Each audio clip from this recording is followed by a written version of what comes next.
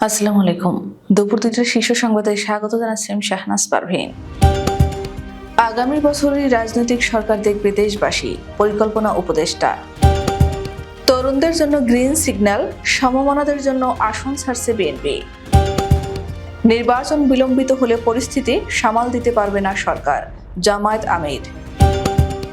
যুদ্ধ ও শত্রু মোকাবিলায় প্রস্তুত সেনাবাহিনী, অবসরপ্রাপ্ত সেনা কর্মকর্তা। ভারতের জনগণকে উদ্দেশ্য করে বাংলাদেশের ১৪৫ নাগরিকের বিবৃতি। টাকার জন্য সবই করতেন মোজাম্মেল। আওয়ামী লীগের দুই পক্ষের সংঘর্ষে নিহত ২ ঘটনাস্থলে সেনাবাহিনী। আন্দোলনের মুখে ভিসির পদ ছাড়লেন অনুপম সেন। দিনাজপুরের তাপমাত্রা নামল ১০ ডিগ্রিতে। জিনের বাদশা সেজে আওয়ামী লীগ নেতার প্রতারণা। বাংলাদেশের সীমান্তে আগুন জ্বললে বিহার ওড়িশাও রক্ষা পাবে না, মমতা। ক্ষমা চাইলেন দক্ষিণ কোরিয়ার প্রেসিডেন্ট, আজ অভিশংসন প্রস্তাবে ভোট। এবং যুক্তরাষ্ট্রের লিগে বর্ষসেরা মেসি। শুনছিলেন শিরোনাম, এবার বিস্তারিত। দেশের মানুষ আগামী বছরই একটা রাজনৈতিক সরকার দেখতে যাচ্ছে বলে জানিয়েছেন পরিকল্পনা ও অর্থ উপদেষ্টা অধ্যাপক ডক্টর ওয়াহিদুদ্দিন মাহমুদ। শনিবার সকালে রাজধানীর একটি হোটেলে বাংলাদেশ উন্নয়ন গবেষণা প্রতিষ্ঠানের উদ্যোগে আয়োজিত ABCD সম্মেলনের প্রথম সেশনে অংশ নিয়ে তিনি একথা বলেন। ডক্টর ওয়াহিদুদ্দিন মাহমুদ বলেন, অর্থনৈতিক ও আয় বৈষম্য এই মুহূর্তে বড় একটি দুশ্চিন্তার বিষয়। বৈষম্য দূর করতে মানসম্পন্ন শিক্ষা দরকার, যেখান থেকে অনেক দূরে রয়েছে বাংলাদেশ। ওয়াহিদুদ্দিন বলেন, তবে উন্নত দেশে থেকে পাওয়া সুযোগ সুবিধা অব্যাহত রাখার ব্যাপারে আলোচনা চলমান। অনেক দেশই ইতিবাচক সাড়া দিয়েছে। ১.৫ যুগ ধরে ক্ষমতার বাইরে থাকা দেশের অন্যতম প্রধান রাজনৈতিক দল বিএনপি এখন দল গোছানোর পাশাপাশি ত্রয়োদশ জাতীয় সংসদ নির্বাচনের জন্য ভোটের মাঠ সাজাচ্ছে।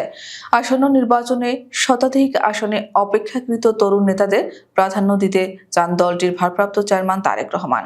এরই মধ্যে বিভিন্ন আসনে তরুণ নেতাদের নির্বাচনের বিষয়ে প্রস্তুতি নেওয়ার গ্রিন সিগন্যাল দিয়েছেন তিনি। এ বিষয়ে উপযুক্ত সময়ে তিনি প্রার্থী চূড়ান্ত করবেন বলে সংশ্লিষ্টরা জানিয়েছেন।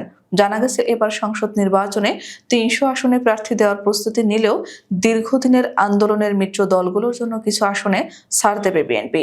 এরই অংশ হিসেবে সমমনা ৫টি দলের বেশ কয়েকজন নেতাকে তাদের নির্বাচনী আসনে কাজের সহায়তার বিষয়ে নেতাকর্মীদের নির্দেশনা দিয়েছে বিএনপি। জামাত ইসলামীর আমির ডাক্তার শফিকুর রহমান বলেছেন, নির্বাচন বিলম্বিত হোক তা তারা চান না। নির্বাচন বিলম্বিত হলে সরকার দেশের পরিস্থিতি সামাল দিতে পারবে না। তবে জামায়াত আগে সংস্কার পরে নির্বাচন চায়। দেশের মানুষ সুষ্ঠু নির্বাচন প্রত্যাশা করছে। জামায়াত সংস্কার ও নির্বাচনের পৃথক রোড ম্যাপ চেয়েছিল। যুক্তিসঙ্গতভাবে বোঝা যাবে, আগে সংস্কার হবে পরে নির্বাচন। তবে সংস্কার পর্যন্ত নির্বাচনের সব কার্যক্রম স্থগিত রাখার প্রয়োজন নেই। অন্য দলগুলোর মতো জামায়াত নির্বাচন নিয়ে সুনির্দিষ্ট তারিখ বলেনি। সংস্কারের জন্য যৌক্তিক সময় লাগবে। আবার বছরের পর বছর টেনে লম্বা করাও ঠিক হবে না। ধারণা রাখতে চাই সরকার সেদিকে এগোবে। এই সরকারের মেয়াদকালে অতি দীর্ঘ হলে জাতির জন্য যেমন কোনো কল্যাণ নেই, আবার অতি সংক্ষিপ্ত হলে প্রয়োজনীয় সংস্কার হবে না। অবসরপ্রাপ্ত লেফটেন্যান্ট কর্নেল মানিক দেওয়ান বলেছেন, বাংলাদেশ সেনাবাহিনী এখন যুদ্ধ উপযোগী এবং যে কোনো শত্রু মোকাবেলায় প্রস্তুত। বর্তমান সেনাবাহিনী এখন ১৯৭১ সালের মতো নয়। দেশকে রক্ষার জন্য সশস্ত্র বাহিনীর প্রশিক্ষিত সব সৈনিক প্রস্তুত আছে। শনিবার মহাখালীর রাজধানীর রাওয়া ক্লাবে অনুষ্ঠিত ভারতীয় আধিপত্যবাদের বিরুদ্ধে সংক্ষিপ্ত সমাবেশে তিনি এসব কথা বলেন। অনুষ্ঠানের আহ্বায়ক অবসরপ্রাপ্ত কর্নেল আহসানুল্লাহ বলেন, বাংলাদেশের সব ধর্ম বর্ণের মানুষ যুগ যুগ ধরে সম্প্রীতির সঙ্গে বসবাস করে আসছে। শেখ হাসিনা পালিয়ে যাওয়ার পর ভারত ষড়যন্ত্র শুরু করেছে। দেশটি মনে করেছে বিগত সময়ে যেসব সুযোগ সুবিধা পেয়ে এসেছে এখনো পাবে। দেশের ১৪৫ জন নাগরিক এক বিবৃতিতে ভারতের জনগণকে উদ্দেশ্য করে বলেছেন, সাধারণ জনগণের জীবনের সংকট বিচার করলে দুই দেশের মধ্যে মূলত কোনো পার্থক্য নেই। আমাদের দেশে সাম্প্রদায়িক প্রবণতা আর শক্তির বিরুদ্ধে আমরা লড়ব। আপনারাও আপনাদের দেশের সাম্প্রদায়িকতার বিরুদ্ধে রুখে দাঁড়াবেন। ভারতের জনগণের কাছে আমাদের আবেদন শিরোনামে আজ এক বিবৃতিতে দেশের ১৪৫ জন নাগরিক এসব কথা বলেন। বিবৃতিটি গণমাধ্যমে পাঠিয়েছেন সমাজতান্ত্রিক ছাত্র ফ্রন্টের কেন্দ্রীয় সাধারণ সম্পাদক রাফিকুজ্জামান ফরিদ। আওয়ামী লীগ সরকারের মন্ত্রিসভার ১ নম্বর সদস্য ছিলেন মোজাম্মেল হক, ছিলেন মুক্তিযুদ্ধ বিষয়ক মন্ত্রী। এ কারণে আলাদা গুরুত্ব পেতেন। তবে মন্ত্রী পরিষদের এত বড় একটি সম্মানজনক পদ ধারণ করলেও তার কাজকর্ম ছিল একেবারে বিপরীতে। তিনি নিজের মুক্তিযোদ্ধা পরিচয় ব্যবহার করে একের পর এক অনিয়ম দুর্নীতি করে গেছেন। এমনকি টাকার বিনিময়ে ভুয়া মুক্তিযোদ্ধা সনদ প্রদানের অভিযোগও রয়েছে তার বিরুদ্ধে। স্থানীয়দের অভিযোগ, টাকার জন্য এমন কিছু নেই মোজাম্মেল হক করেননি। ফলে কয়েক মেয়াদে মন্ত্রী ও এমপি থাকাকালে তার সম্পদ ফুলে ফেঁপে হয়েছে বহুগুণ। নরসিংদীর রায়পুরায় আধিপত্য বিস্তারকে কেন্দ্র করে আওয়ামী লীগের দুই পক্ষের সংঘর্ষ হয়েছে। এতে ধারালো অস্ত্রের আঘাত ও গুলিবিদ্ধ হয়ে এক নারী সহ 2 জন নিহত হয়েছে। আহত হয়েছে আরো 10 জন। শনিবার সকালে জেলার রায়পুরা উপজেলার মেদিকান্দা এলাকায় এই ঘটনা ঘটে। নিহতরা হলেন সাবেক মেম্বার মানিক মিয়া ও কল্পনা বেগম। তারা আবিদ হাসান রুবেলের সমর্থক। খবর পেয়ে রায়পুরা থানা পুলিশ ও সেনাবাহিনীর সদস্যরা ঘটনাস্থলে যায়। এরপর পরিস্থিতি নিয়ন্ত্রণে আনে। কয়েকদিন ধরে চট্টগ্রামের বেসরকারি প্রিমিয়ার ইউনিভার্সিটির উপাচার্য, উপ-উপাচার্য ও কোষাধ্যক্ষের পদত্যাগের দাবিতে বিক্ষোভ করে আসছিলেন একদল শিক্ষার্থী। এই আন্দোলনের মুখে শুক্রবার রাতে পদত্যাগ করেছেন উপাচার্য অনুপম সেন। বিশ্ববিদ্যালয়ের আচার্য রাষ্ট্রপতির কাছে পদত্যাগপত্র পাঠিয়েছেন তিনি। পদত্যাগের তথ্য নিশ্চিত করেছেন অনুপম সেন।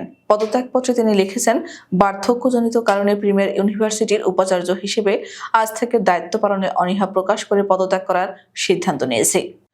শীত জেঁকে বসেছে দেশের উত্তর জনপদে। ক্রমশ কমছে তাপমাত্রা। গত কয়েকদিন ধরে সন্ধ্যার পর থেকে শুরু হচ্ছে হিমেল বাতাস, আর তার সঙ্গে যোগ হচ্ছে ঘন কুয়াশা। আজ সকাল 6টায় এ অঞ্চলের তাপমাত্রা রেকর্ড করা হয়েছে 10.3 ডিগ্রি সেলসিয়াস।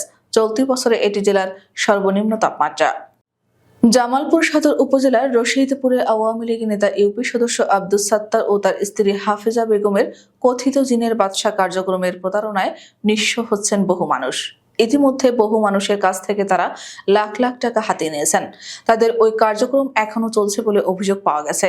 ভুক্তভোগীদের অভিযোগ, জিনের বাদশা হিসেবে পরিচিত হাফেজা বেগম দীর্ঘ 5 বছরের অধিক সময় ধরে জামালপুরের সদরের রশিদপুর ইউনিয়নের ভাটিপাড়া চৌরাস্তা মোড় এলাকায় নিজ বাড়িতে একটি কক্ষে বসে দূর দূরান্ত থেকে আসা বিভিন্ন রোগীদের চিকিৎসা দিয়ে আসছেন। ঝাড় ফুঁক, তাবিজ, কবজের এবং অন্যান্য জিনিসপত্রের নামে বিভিন্ন জনের কাছ থেকে হাতিয়ে নিচ্ছেন লাখ লাখ টাকা।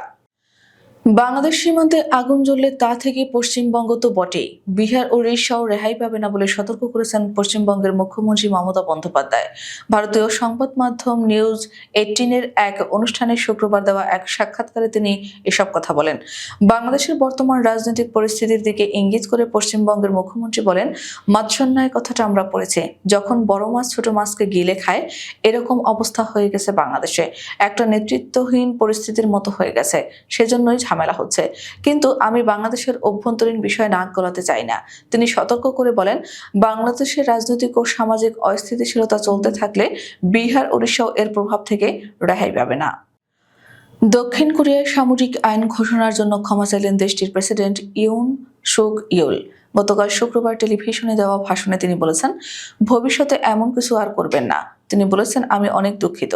যারা মর্মাহত হয়েছেন তাদের কাছে আন্তরিকভাবে ক্ষমা চাচ্ছি। ব্রিটিশ সংবাদ মাধ্যম বিবিসির এক প্রতিবেদন থেকে এই তথ্য জানা যায়। গত মঙ্গলবার হঠাৎ করে দেশটিতে সামরিক আইন জারি করেন দক্ষিণ কোরিয়ার প্রেসিডেন্ট ইউন সুক। তবে কয়েক ঘন্টার মধ্যে সেখানকার পার্লামেন্টের বিরুদ্ধে ভোট দেওয়ায় সামরিক আইন প্রত্যাহারে বাধ্য হন ইউন। এ নিয়ে দেশটিতে এক প্রকার রাজনৈতিক অস্থিরতা শুরু হয়েছে। ক্যারিয়ারে অসংখ্য পুরস্কার জেতা লিওনেল মেসির অর্জনের মুকুটে যোগ হলো আরেকটি নতুন পালক। ইন্টার মায়ামির হয়ে নিজের প্রথম পূর্ণাঙ্গ মৌসুমে জিতে নিয়েছেন মেজর লিগ সকারের মোস্ট ভ্যালুয়েবল খেলোয়াড়ের পুরস্কার। শুক্রবার ক্লাবের পক্ষ থেকে বিষয়টি নিশ্চিত করা হয়। মৌসুমের দারুণ পারফরম্যান্স উপহার দিয়ে ক্লাবের প্রথমবারের মতো সাপোর্টার শিল্ড জয়ে নেতৃত্ব দেন আর্জেন্টিন সুপারস্টার। ইন্টার মায়ামির ইতিহাসে প্রথম খেলোয়াড় হিসেবে MLS-এর আসরের সেরা খেলোয়াড় হওয়ার কৃতি করলেন মেসি। আমাদের পরবর্তী রাত 10টার শীর্ষ সংবাদ দেখার আমন্ত্রণ জানিয়ে এখনকার মতো বিদায় নিচ্ছি। দর্শক, ভিডিওটি শেষ পর্যন্ত দেখার জন্য আপনাকে অসংখ্য ধন্যবাদ। নিত্য নতুন সংবাদ পেতে আমাদের ইউটিউব চ্যানেলটি সাবস্ক্রাইব করুন ও নিয়মিত নোটিফিকেশন পেতে বেল বাটনটি ক্লিক করুন এবং আমাদের ফেসবুক পেজটিতে লাইক করুন। এছাড়াও আমাদের ভিডিওতে লাইক দিয়ে শেয়ার করুন। আল্লাহ হাফেজ।